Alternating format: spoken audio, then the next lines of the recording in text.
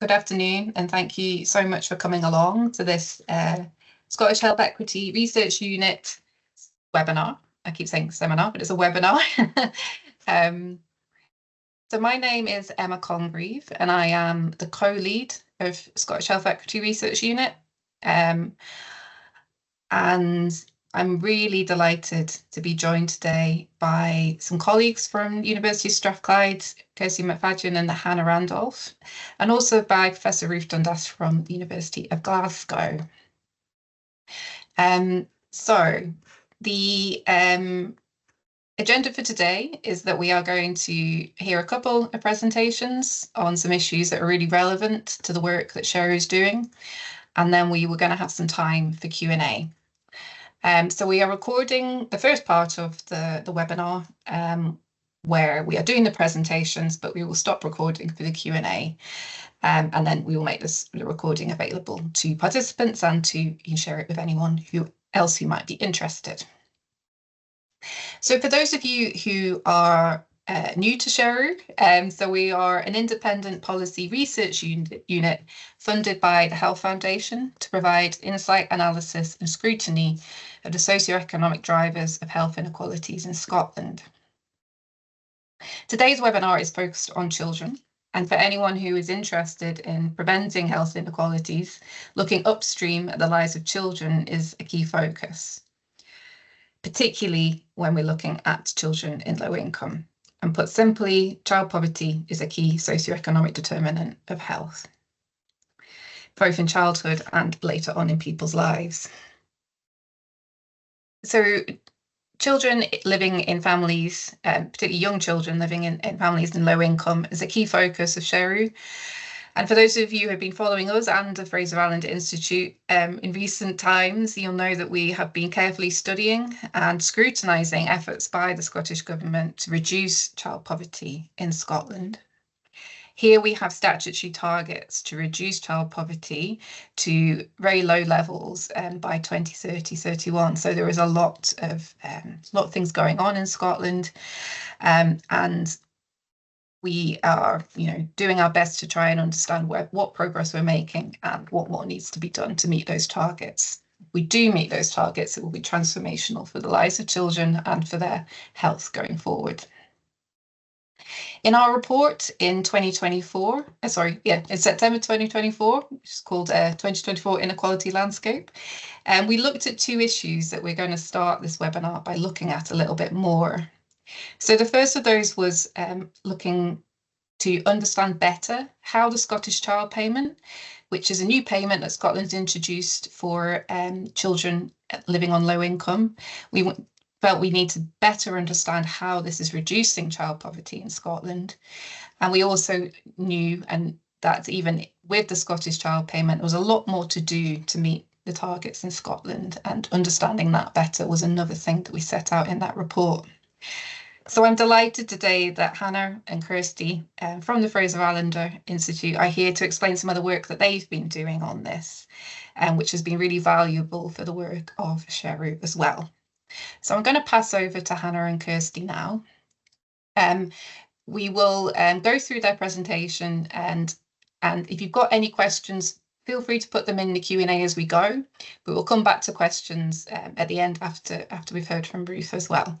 So without further ado, I'll pass over to you, Hannah. Thanks, Hannah. Right, that's our slides working. That's good. So I'm going to start us off. Thank you for having us. I'm going to take you through the latest stats on child poverty in Scotland and progress towards Scotland's poverty targets, including progress made with the Scottish Child Payment, as Emma mentioned. And then Hannah's going to talk a bit about how the Scottish Child Payment is used in poverty data, and she'll walk you through different policy options that we've modelled, which could potentially help us to reach the 2030 targets. So next slide, please, Hannah. So we've got a chart here which shows both single year and 3-year data on relative and absolute child poverty in Scotland. As a reminder, the single year data is what's used to measure progress against our poverty targets. But you can see that the single year data, which is the diamonds in the chart there, are a bit more volatile. So we've included the 3-year averages to show general trends as well. We have seen a slight downward trend in both relative and absolute poverty over the last few years. The latest data was released at the end of March and covers the period 2023 to 24, which was the year of Scotland's interim poverty targets. So we did see some progress in the latest data. This single year estimate for relative poverty came down to 22%, but we didn't see enough change to meet the interim target of 18%. We've got the same story with the other measures of poverty, and we've seen some progress, but not enough to meet the interim targets. So Hannah's going to talk a bit more about modelling in a minute, but what I will say now is that when we model the currently planned policies from the Scottish Government, including the two-child limit mitigation, which has been put in place, we expect relative poverty by 2030 to be at 20%. And this is quite a long way off the 2030 target of less than 10% of children living in relative poverty. So there will need to be further policy interventions in order to meet the targets. So something we also looked at when the latest statistics were released was the potential impact of the Scottish Child Payment on poverty levels in Scotland. So the easiest way to do this is to compare Scotland's poverty trends with the UK as a whole, and that's what this chart here shows. As a reminder, Scottish Child Payment started in 2021 for children under 6 at £10 per week, and it expanded to under 16s by November 2022. So this year's data was the first year which showed the full rollout at £25 per child per week under 16, who is in a family claiming eligible benefits. So we have seen some evidence of a divergence between Scotland and the UK in the period 2023 to 24, as you can see on the right-hand side of this chart. It's difficult to see the impact of Scottish Child Payment in the headline poverty statistics. That was the 22% that we talked about in the previous slide. But there are likely other factors which are pushing poverty up, such as the cost of living crisis, which are effectively sort of hiding the impact of the Scottish Child Payment potentially. We say this because we have seen qualitative evidence that the Scottish Child Payment is making a significant difference for families. So it's been shown to be having a positive impact on financial stability, necessary spending, and spending on children, among other things. So I'll now pass on to Hannah, who's going to talk about the measurement of Scottish Child Payment and survey data, and also potential policy options for the future based on our recent modelling. Thanks, Kirsty. And so, as Kirsty and Emma have said, one of the pieces of work that we've put out recently is looking at how well Scottish Child Payment is measured in survey data. And so this is, I'll give a bit of a timeline. So the Family Resources Survey is the data that underlies the child poverty statistics. And when Scottish Child Payment was first introduced, it was clear that there was underreporting of people who were receiving it in the survey data. And so in the second year, 2022-23, DWP implemented an imputation methodology, which is essentially saying, you know, these are the households that we think should be receiving it.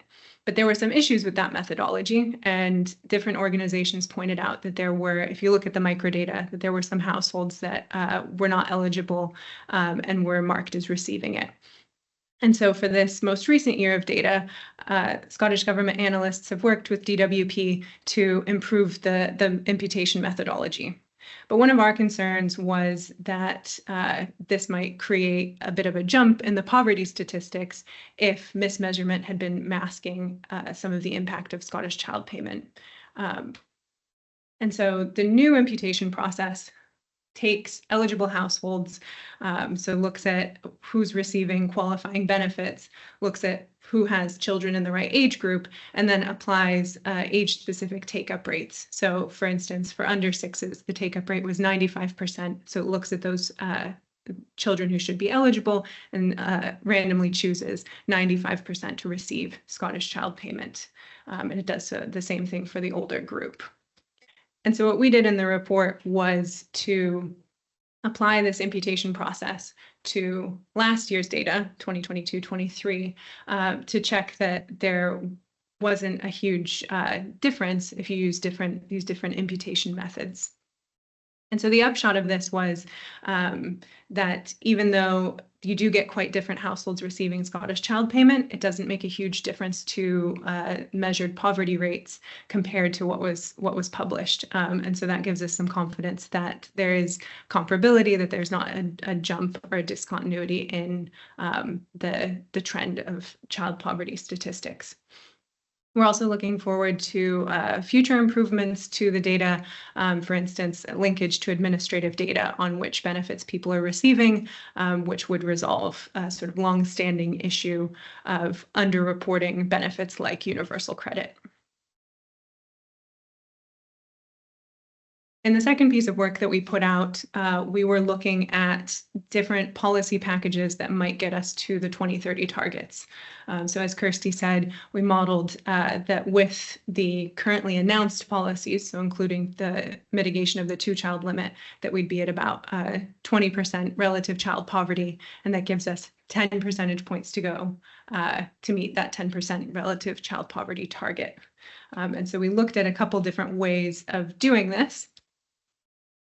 And so this is reading from essentially the left to the right, and saying that we're starting off at about 21% relative child poverty without the 2-child limit mitigation, bringing it down to about 20% with mitigation. And then we looked at some set of employment policies for parents. So we said if you increased the employment rate of parents, of particularly children under 10, and you gave parents who are already working more hours and a higher rate of pay, how far would that get you?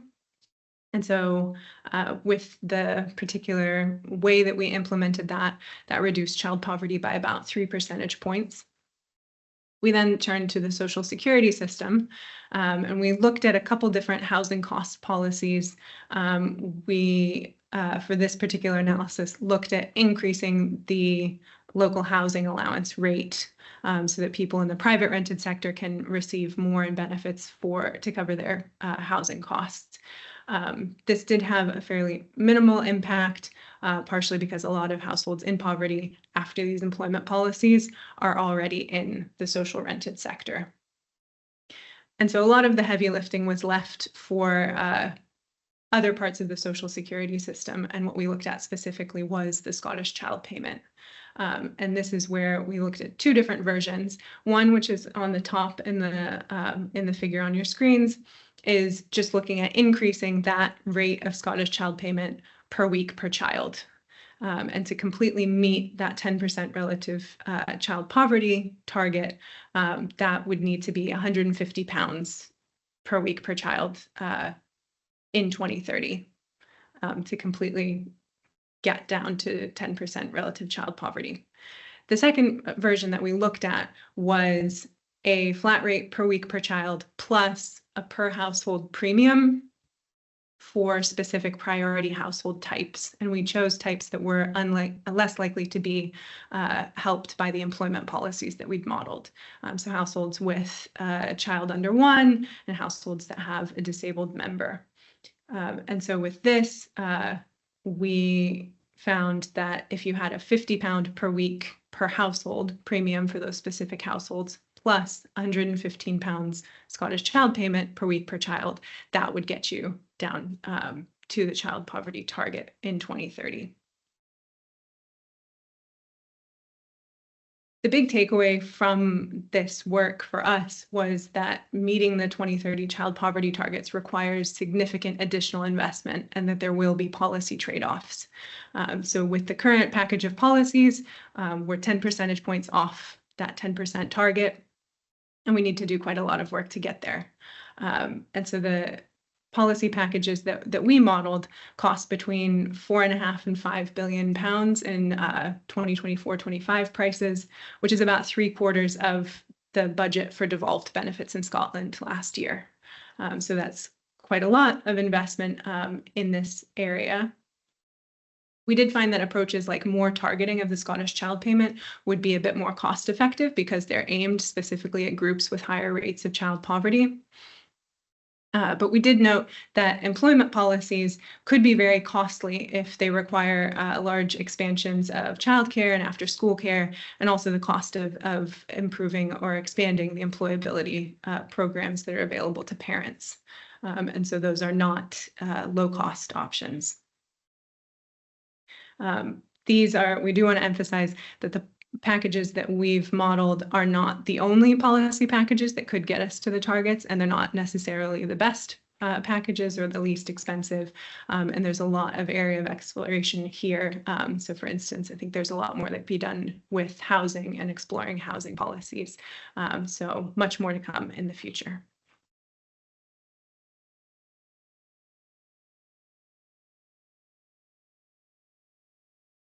Thanks, Hannah and Kirsty. You bang on time, so thank you for that.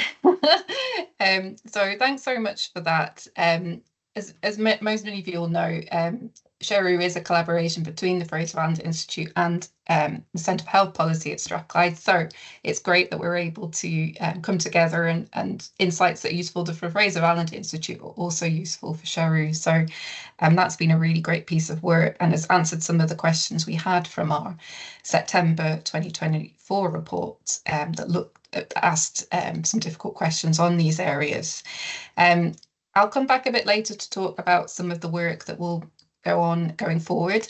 In the meantime, I would encourage people to put any questions for Hannah and Kirsty in the Q&A function. It means they might have a bit more time to prepare as well.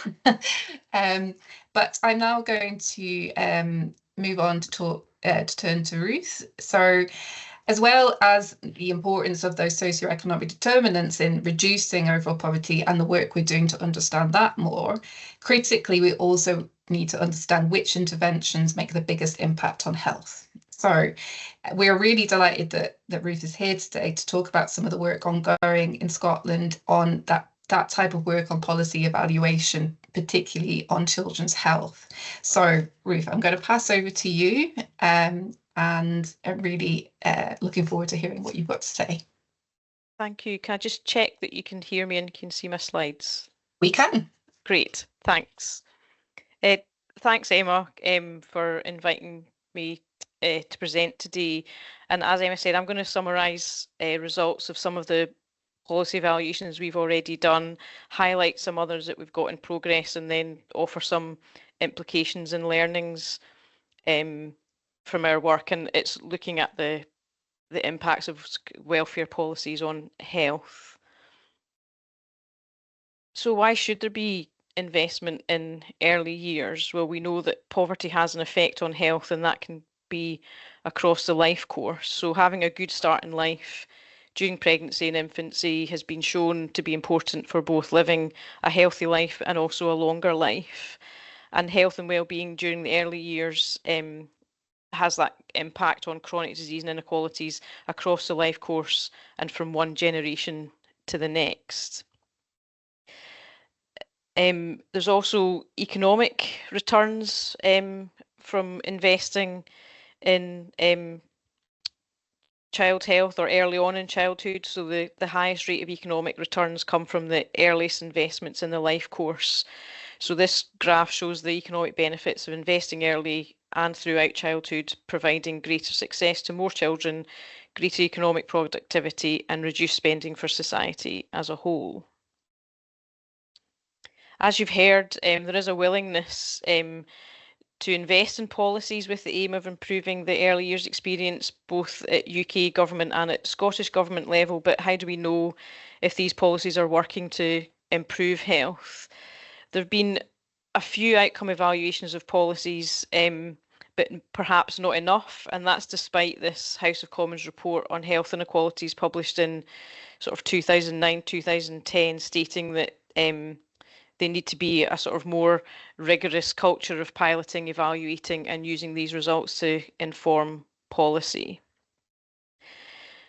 So I don't know if we took on the challenge, if they challenged us, but anyway, we have been carrying out some policy evaluations, and I'll take you through the results of 3 of these policy evaluations. I won't spend time on the methods. I'll focus on what the policies were and the results, and I'll just state that all of the evaluations used a natural experimental evaluation framework, and we can talk about that later if you want to know more details. So the first one I'm going to talk about is the Scotland's baby box. So that was a universal policy, and it was introduced in Scotland in 2017. It's unconditional, and the purpose of it is to improve infant and maternal health. So the key findings from our paper that we published in Lancet Public Health are the absolute effects are small, but there was a reduction in tobacco smoke exposure for both the infant and the primary carer, and there was an increase in breastfeeding for young mothers. But we didn't find an effect on maternal or infant all-cause hospitalisation or on infant sleeping position. So there are some minimal health effects with the baby box, and that's a universal unconditional policy. The next one I'd like to talk about is the Health and Pregnancy Grant. So again, that was a universal policy, and that was across the whole of the UK, and it was in place in 2009 to 2011. But this was conditional in that the women had to be in contact with a health professional before 25 weeks pregnancy. We conducted our evaluation for Scotland only, and that was kind of due to the availability of individual birth data, which we were able to link to mothers and also to NRS for more socio-demographic variables.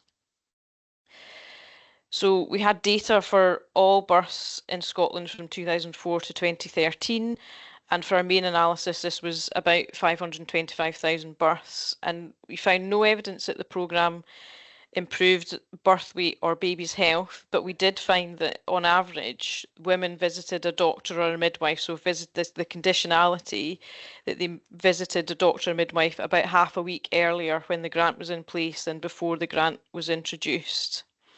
And these results were similar for all women, including those who might potentially have benefited more from the grant, such as single mothers or those living in disadvantaged areas. The next policy was the Healthy Start Voucher Scheme. This is a UK-wide voucher scheme, and this evaluation was done in round about 2017, so there have been changes since then from about 2018. So at the time it was a UK-wide policy. Again, this one is targeted for low-income families that are eligible to take up the Healthy Start vouchers, and at the time the voucher was worth about £3.10 per week and can be spent on milk, fruit and vegetables. As I say, there's been changes from about 2018. It had an increase, and then it's been sort of completely redone in Scotland, and it's no longer the Healthy Start vouchers but Best Start Food Scheme. So this is just talking about the Healthy Start voucher scheme. And the scheme had 4 main aims. It was to improve the nutrition of pregnant women, increase fruit and vegetable intake, initiate and maintain breastfeeding, and also introduce foods in addition to milk. And while we found no effect in terms of I should have said it was conducted using the Growing Up in Scotland data linked to health records and also the infant feeding study, so it did include people from across the UK, this analysis.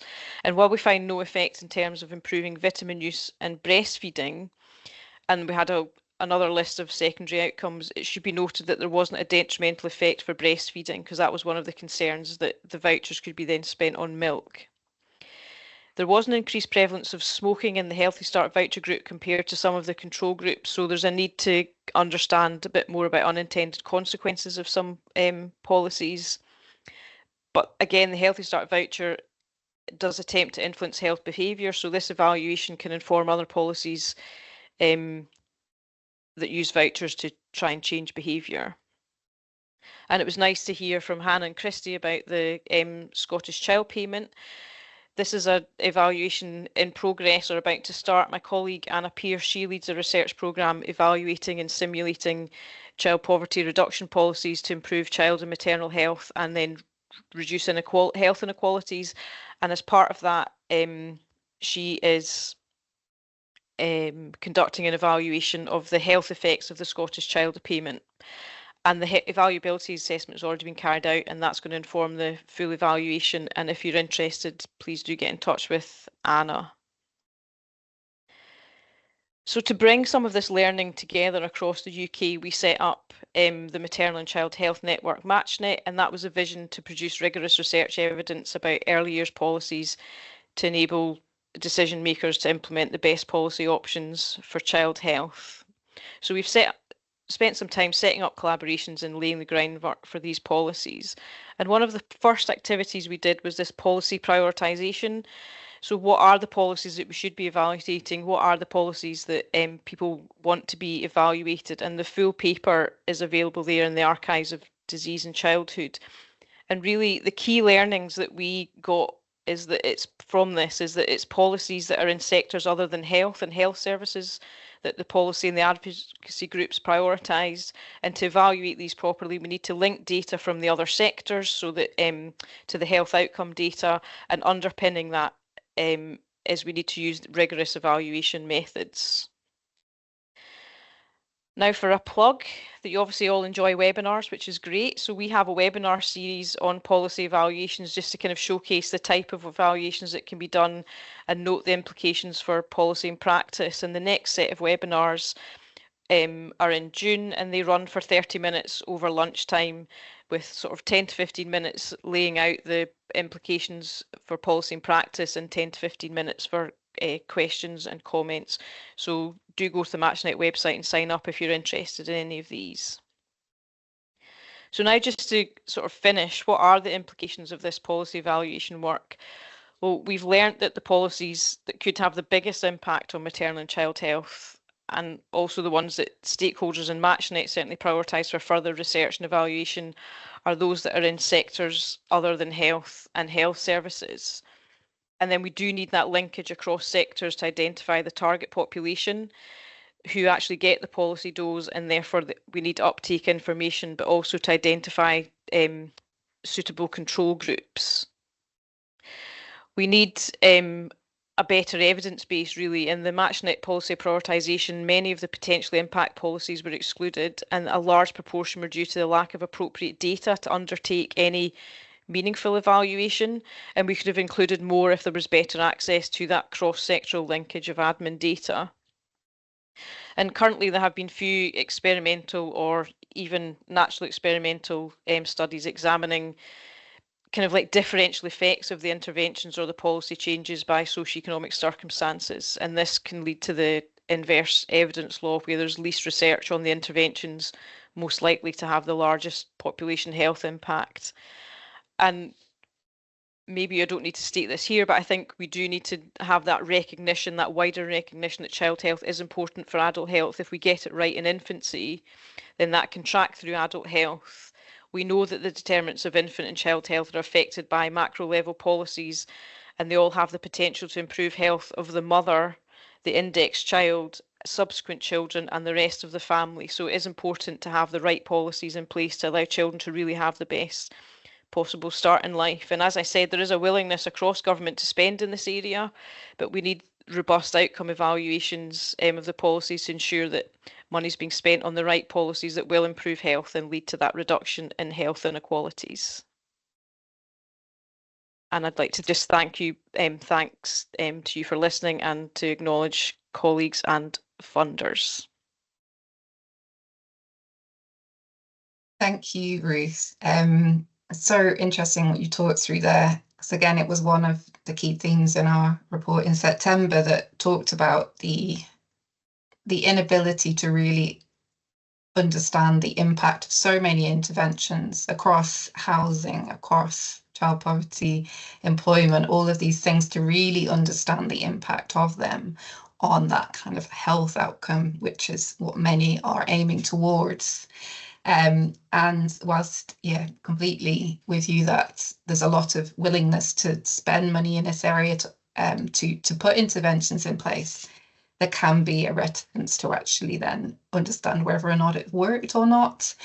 And sometimes, as some of your results have shown, you don't always see the impact you'd hoped for, but you need to know that to learn, to know what to do better or what to change, and sometimes what not to carry on doing. So thank you for going through those, and we'll come back to questions in a moment. So we're having some questions trickling in. So I am going to just run through some issues and some things that are coming up in SHERU's work, and whilst more people are thinking of some questions. So for the work of SHERU, we are here as a core group of people who are funded to really stop and think and look at these issues, but we are also here to collaborate with others, and particularly with people who are working already in this space, such as the work Ruth's doing there, but also for those people who are in some of those other sectors, you know, to do with like housing and employment and wealth and income, who maybe don't always automatically think through to the health implications of what they're doing, but clearly do have an impact on health. So we're really keen to work broadly with as many people who are interested to try and do some of that linking up between these different areas of interest and work. In terms of work on child poverty, or families on low income with young children, as we tend to call it in SHERU. So we have some of our own research planned on this. So as some colleagues already mentioned, whilst we know that Scottish child payment is reducing child poverty for most children, and it is starting to show up in those in the aggregate level statistics, we know it's not happening yet for all children. So particularly when we look at rural areas, there has been an increase in child poverty there. So there are clearly factors going on that are pulling and pushing against efforts to tackle child poverty. So we're going to do some work over the summer to unpick some of that, to understand what some of these other factors are. Probably in housing and employment is where some of these things are happening.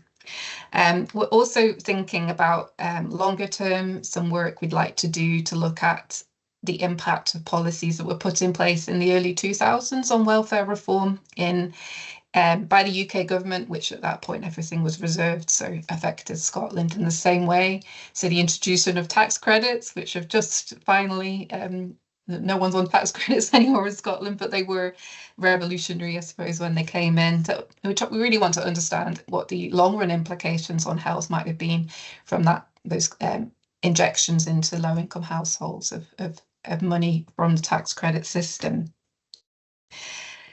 Thinking, this is things that we're like looking back at what's already been done. Looking forward, we know we now have another set of challenges around welfare reform on the horizon. That if you look at what the UK government's put out in their impact assessments, are likely to have an impact on child poverty, even though they are focused on adults and adults with disabilities, because many of those people do have children.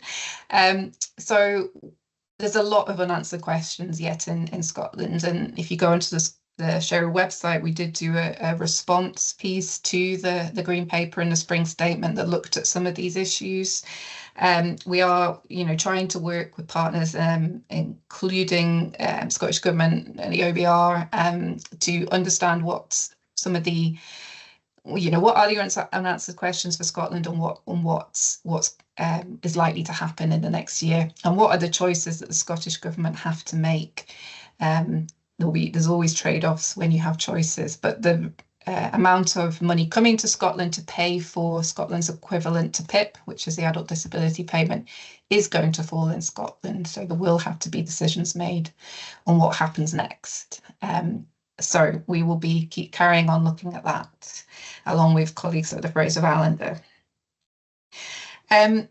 I think Hannah mentioned this briefly, but we do know that there are some big methodological changes on the way in measuring poverty.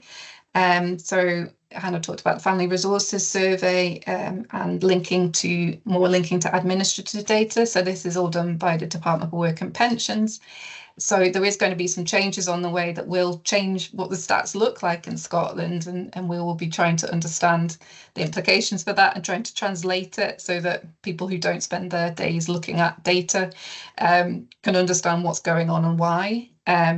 So, I mean, it's a really important move they're making. Surveys are getting less and less reliable. And so we do need to move more to linking to administrative data, but it does mean that there'll be revisions to the child poverty series. I don't think it's going to mean we meet the child poverty targets overnight, but we are likely to see a reduction in child poverty with those methodological improvements. So stay tuned if you want to understand more of that. Those changes won't come in until about this time next year, but we will be looking at those. I mean, and this is a key part of what we talk about quite a lot, is that you do need these methodological improvements in order to better understand the lives of people in Scotland and how socioeconomic determinants link across to health. And some of what Ruth talked about in the importance of being able to link to administrative data sets for evaluation is part of this. So there's lots going on here. It's an area that's really important for research into health inequalities.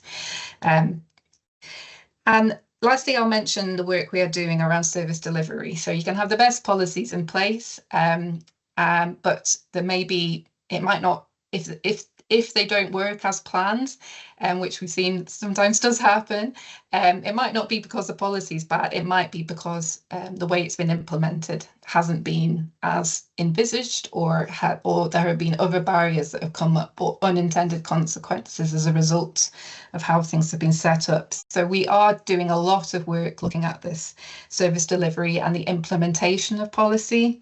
Our areas of focus are on children, young children and families in poverty, as well as younger adult men.